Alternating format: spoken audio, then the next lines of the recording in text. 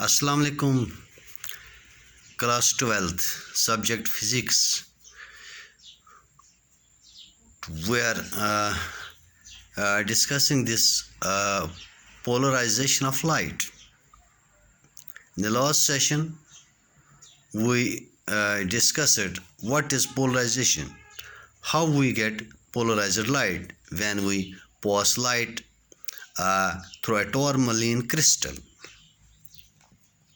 Now, today, once again, we will continue this polarization of light, and now we will show that with the help of this polarization, light has a transverse nature.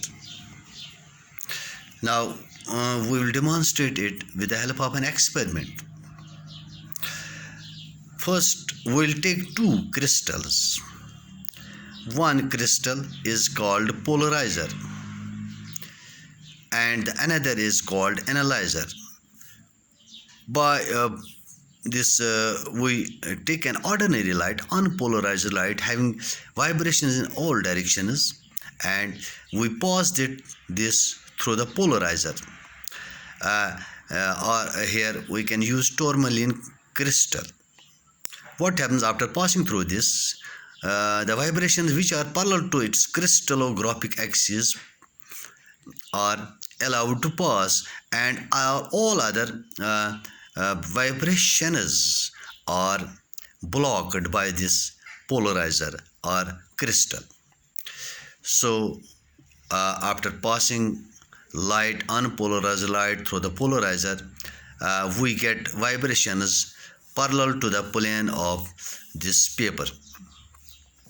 Now we will we will pass this polarized light through the analyzer, and this analyzer is also parallel to the polarizer, or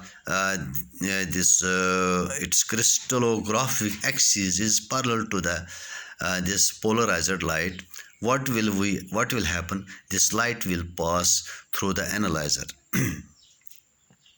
Now start. If we move this analyzer, if we move the analyzer, rotate this analyzer, what will happen? The intensity of the light, the intensity of this polarized light goes on decreasing until this analyzer is crossed with respect to the polarizer. That means its crystallographic axis of the analyzer becomes perpendicular to this to the polarized light. No light passes through this. That means if we are rotating here, the angle between the polarizer and analyzer is 0. But if we start rotating it, the intensity gradually decreases, and when this analyzer is at right angles to the polarizer, no light passes through this. If we further rotate this analyzer from 90 to onwards, we further rotate it, light also gets visible from this analyzer, and its intensity gradually increases till they are once again parallel to each other, and we get maximum intensity. This experiment shows that light is not propagated in the form of longitudinal waves. If light were considered as longitudinal, then no extinction of light will happen if we rotate the analyzer. But when we rotate the analyzer, light gradually gets decreased. The intensity of light gradually decreases.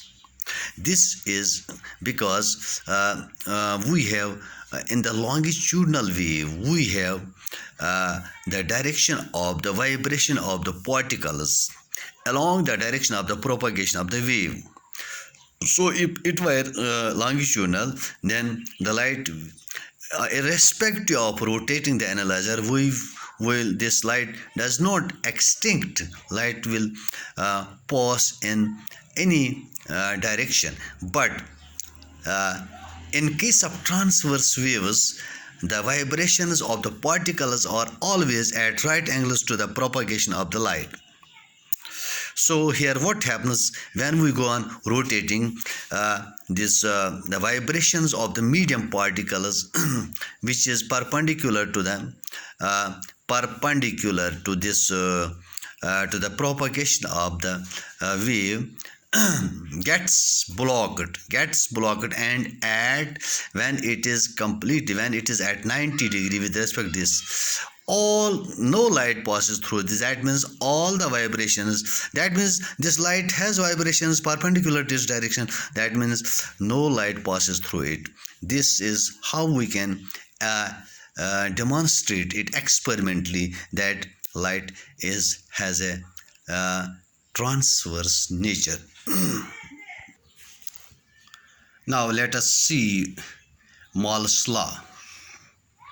It states that intensity of polarized light transmitted through analyzer varies directly as square of cosine of angle between the plane of transmission of analyzer and the plane of polarizer. That means जो intensity होगी, intensity है polarised light की जो transmit होती है analyser से, that is directly proportional to the square of cosine of angle between plane of transmission and plane of polarizer. Now prove. Let OP is equal to A. OP is equal to, here we have shown in the diagram, be the amplitude. It is amplitude of vibrations are transmitted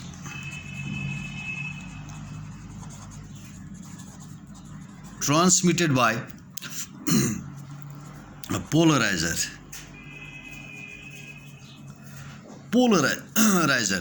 and theta is angle between planes of polarizer and analyzer. Planes of polarizer and analyzer, जो planes of polariser है, ये जो polariser का plane है और analyser का plane है, इनके बीच जो एंगल है that is theta. Now we will resolve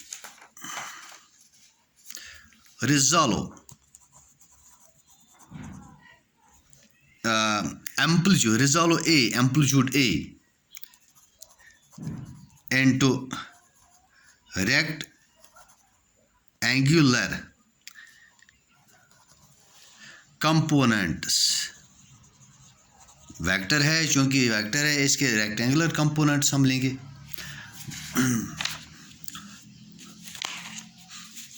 number 1, A cos theta parallel to plane of transmission. जो प्लेन ऑफ ट्रांसमिशन है that is parallel to it. A cos theta diagram में देख लीजिए, A cos theta it is parallel to the plane of transmission, A cos theta. And second one is A sin theta. It is in a direction perpendicular to the plane of transmission. Perpendicular to the plane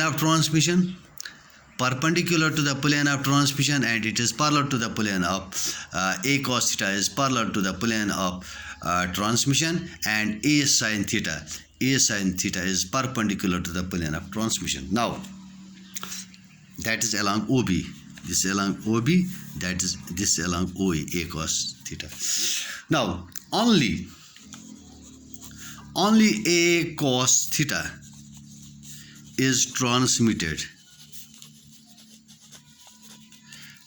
because A cos theta component is parallel to the plane of transmission. This will be passed. This will pass, and A sin theta perpendicular, this component will not pass because it is along the plane of, it is perpendicular to the plane of transmission. So only A cos theta is can pass through this, and A sin theta is blocked. Therefore, intensity I, which is square of the amplitude, only we have A cos theta amplitude component of this amplitude component parallel to the plane of transmission, which is A cos theta.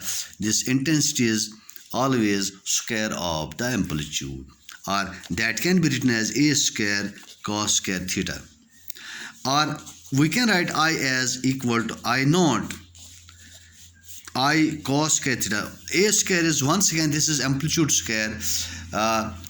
This this is I0 is equal to A square is intensity of incident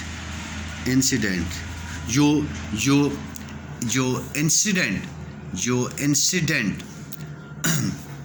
ये polarised light है जिसको पास होना है analyser में, इसका जो amplitude है, इसका जो एम्पलीट्यूड है maximum amplitude, that is that we denote by A, and intensity will be square of this amplitude, that is I naught is incident intensity of polarized light. Now, which implies from this expression I is directly proportional to cos square theta, which is Malus law. अब हमने Malus law prove किया.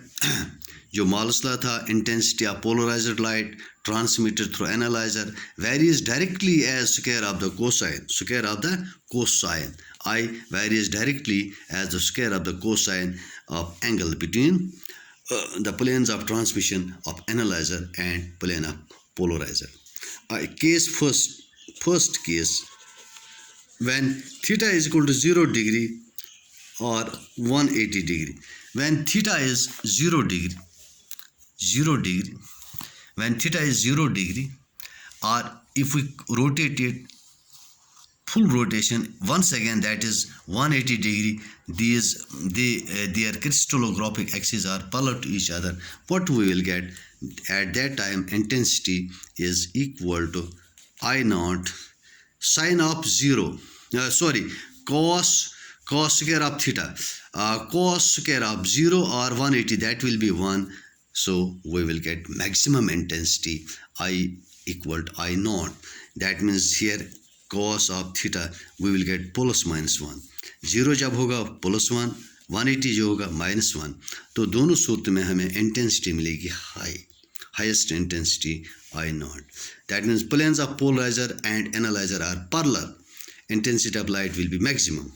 And case second, when theta is equal to 90 degree, what we will get?